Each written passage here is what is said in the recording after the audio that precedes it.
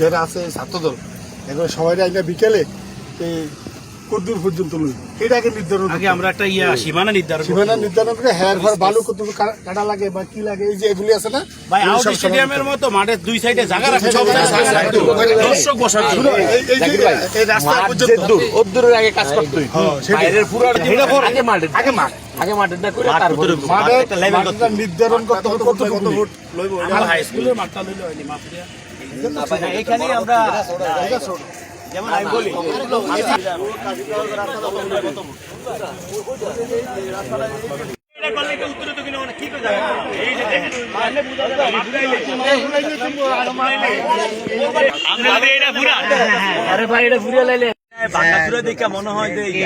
খেলাধুলার উপযুক্ত করে তোলার জন্য নির্দেশনা প্রদান করেছেন এই চাঁদপুরের সংসদ সদস্য জনাব শেখ ফরিদ আহমেদ মানিক। মূলত আজকে পুরো এই নির্দেশনা মোতাবেক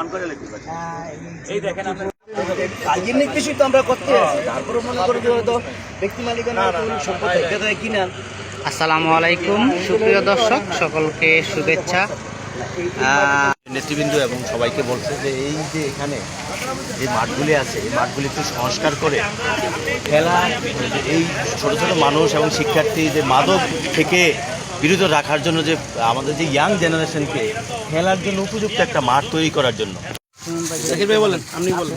বিসমিল্লাহির রহমানির রহিম। আমরা তো আজকে আমাদের এমপি মহোদয়ের নির্দেশে ফুটবল খেলা, যেহেতু বাংলাদেশে মাদকের সরাসরি, আমাদের এমপি মহোদয় উনি নিজ উদ্যোগে নিজের অর্থায়নে অনেক ফুটবল জার্সি এবং সব কিছু বিতরণ করতে আছে জাস্ট ফলাফাইনালে খেলার মধ্যে আনার জন্য, যে মাদকের দিকে অগ্রসর না হয়। ওই ধারাবাহিকতায় আমাদেরকে বলছে মাঠটা মানে পরিপূর্ণ করার জন্য, মাঠটাকে সুন্দর খেলার উপযোগী করে তোলার জন্য, ওই জন্য আমরা আজকে পরিদর্শন করতে আসলাম। এটা পরিত্যক্ত এবং সরকারি জায়গা হিসেবে আমরা যতটুকু জানি পরিত্যক্ত অবস্থা আছে। এলাকাতে কোনো খেলার মাঠ নাই।